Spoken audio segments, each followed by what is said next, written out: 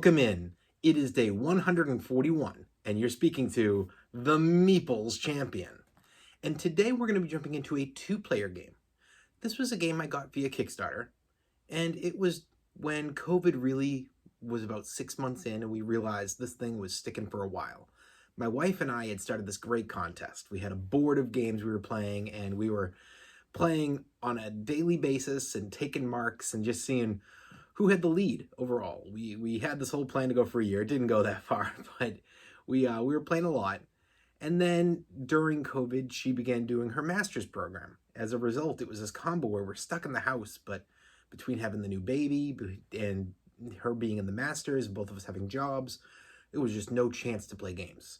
And when we did play games, it needed to be specifically a two-player, because anything bigger than that was just either it wasn't fun less than 4 or 5 players, or it just was starting to have its flaws show up.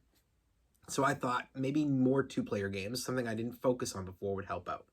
Well, one of those games I got, and I only just played it yesterday for the first time. I've had it for over a year, I think. It's been a long time.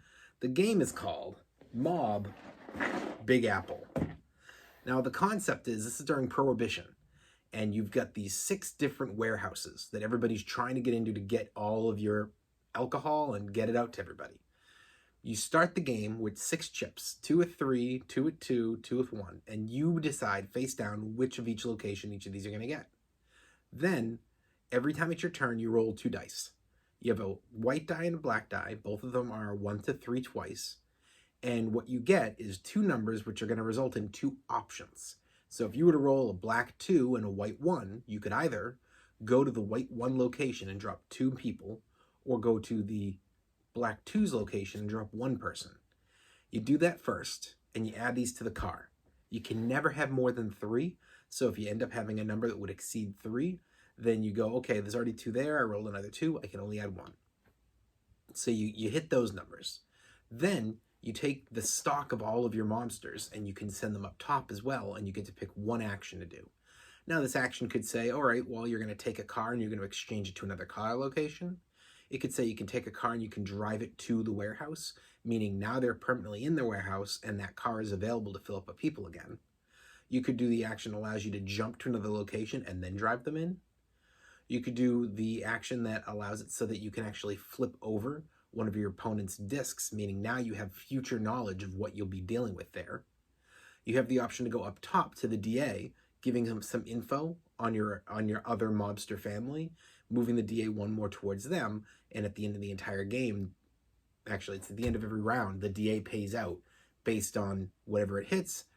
The benefits go to the person that's not losing, and the negatives go to the person who is losing on the DA track. You have other things mixed in here, like you have a gunshot that allows you to pick a die, roll it, and if anybody's at the location for your opponent of that die, then that person, all of those people die in the car. You have the option to move a crate, meaning you pick a location and say, okay, from black 2, we're moving one of its center crates over to black 3. Or to add a crate to the board, so you take it from the supply and add something somewhere out on the board. You have the option to move one of the markers, so you could be like, all right, I can see that I'm getting my butt whipped over here, but I don't want her to realize just how close I am, so I'm going to be moving my chips and stacking them slowly, because the center looks like she has me dominated, but the outside, not at all. There's a bunch of these options. You play out your entire round. The round goes until the up top has filled, and once that happens, you're finished. Then you move all the people who are still in the cars get driven in, and then you figure out who the winners are by removing whoever has less. Meaning, if I have 5 and you have 3, we each lose 3, I have 2 left over, and the others return to my supply. We pull the people up from up top, we do the result of the DA, and then when all that's done, you do a second round, and when all that's done, you do a third round. At the end of the third round, you then flip over all of your chips as well, add those number of people onto the board, do your minusing, and then figure out whoever has people left at each location, that person grabs all the crates that are at that location. Now, you could win 5 locations and still lose if somebody else had the entire game just been moving all the crates from all those locations into one center spot.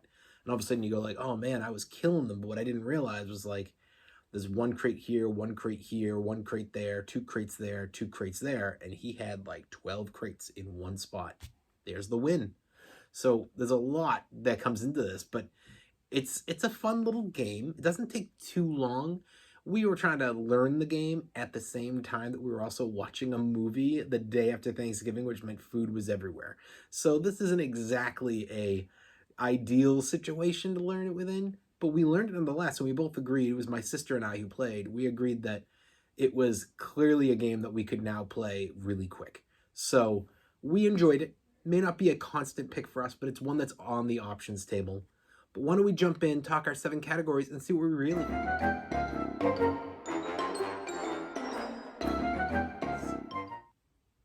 The art. It's fine. I honestly am not that impressed by the box. I love blue. It's my favorite color. And I actually really like the accent of the blue and the black with the bit of white.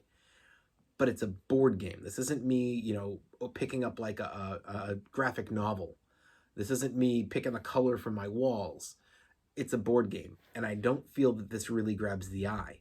The only reason I backed this was because I was specifically looking up 2-player only games. Very few showed up when I did that on Kickstarter at the time, and this was just a game that I watched the review and said, looks interesting enough. I honestly think when it comes to the art that it is mediocre. And the inside art, well, I like it. I think the design's cool.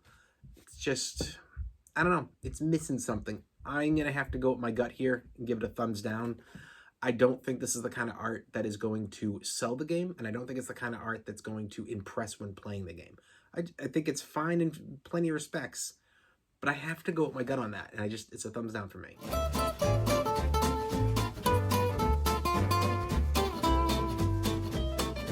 The components. I really like the components. This game isn't very big. They clearly went all in on their components. You know, you have your 1 and your 3 mobster meeples, which are a nice little wooden type meeple, well drawn, well crafted. You've got your board. You've got your chips, which are poker style. They feel like a clay chip, which I'm a big poker fan, and clay chips are really important to me.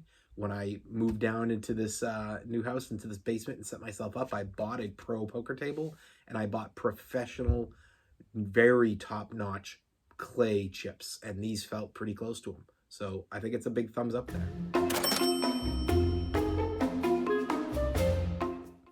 Price. So the price is, this is not a game that was hugely successful. It's not going to be found at a Target or Barnes & Noble. And the likelihood is you're not going to see this ever in a board game store. I think this is more of a one-time Kickstarter run that might show up occasionally online. So if you find it online, because it's a rarity, my guess would be that it would be expensive. But honestly, I can't even give you a price because I've just never really seen this out there. So I have to give it that thumbs down because it's not available. Difficulty. This game's not difficult, but it's strategic. You know, what are you choosing up top? How are you attacking that board and your opponent? Everything's kind of face up. They can see who's in the cards. They can see who's in the center. They can see when you're stacking chips. Yes, you have the ability to say, oh, I'm going to, you know, throw 3 chips here, but they could all be 1, 1, 2, whereas the 1 chip over here could be a 3. Yeah, that's strategic, but they also have the ability to permanently flip a chip. And once they do that, they're going to have an idea as to how you're attacking a location.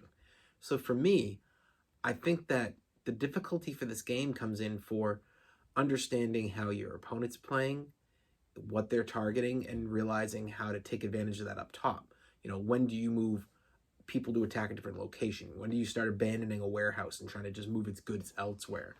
It's not bad, but I could see this game not really hitting for experts and experienced players and not really grabbing the kids and being kind of just a beginner level. It's a 2-player, and there's a lot of other 2 players I think that I would prefer to play. And the theme is fine, but it doesn't help me as far as being massively pulled into this difficulty. It's a good layer there, but I don't know. The difficulty doesn't hit for me. I think it has to be a thumbs down.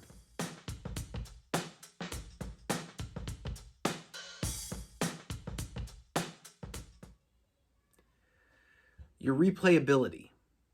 So the game isn't that long, so there's a chance you could replay this back to back, but I don't feel this is the game that you want to do that with. I could see this being a game that you go, I'm up for playing some mob. Let's play some mob. And we play a game. And that's it. I don't think I'm going to get into it. I'm going to win or lose and be like, I want to play again. And it's not a game I see being pulled out daily, weekly, or monthly. It's a game I see being, hey, we're stuck in the house. What do we want to do? Hey, let's play mob. We haven't played in a while. And so maybe this gets played a few times a year. But that's like the best case scenario. So I think the replayability is kind of down. So I'm going to give it a thumbs down there.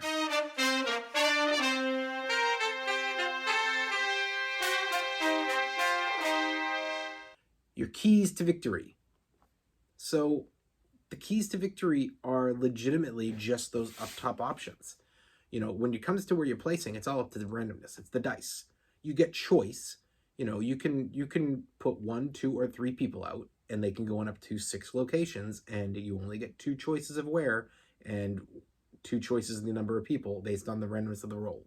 So that's really not part of your keys because it's not choice. That's random. But then there's the place up top where you get to say, am I giving up a mobster, 2 mobsters, 3 mobsters, 4 mobsters to activate a spot? And when I do it, what am I doing? Am I focusing on getting people into battles? Am I focusing on shifting people over here because I wanted them more in this battle? Am I focusing on trying to take that DA and get them on my side? Am I adding crates to the board? Am I shifting crates on the board? Am I trying to attack the other mobsters and take them out before they get to the battle? There are options there. I'm going to give it a thumbs up. I think it's acceptable.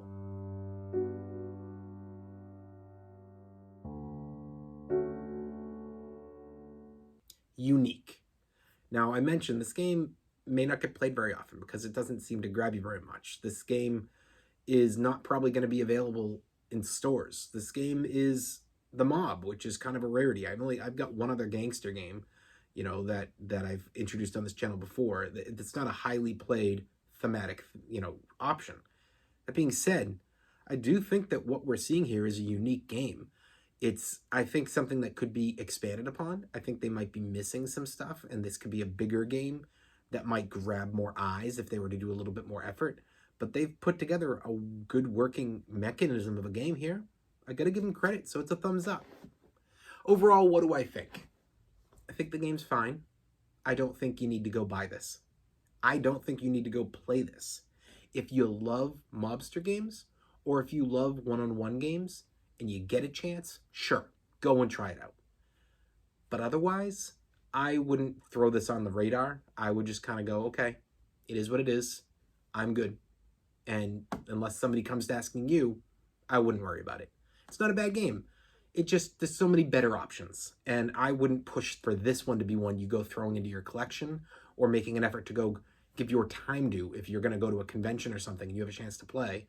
Because there's probably better options that would be something I'd rather play because it might lead to a game I want to add to my collection.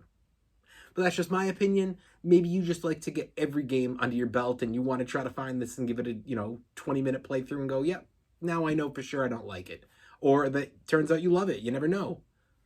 Well, it has been day 141, and we've been speaking about Mob Big Apple. And you've been speaking to the Meeples Champion.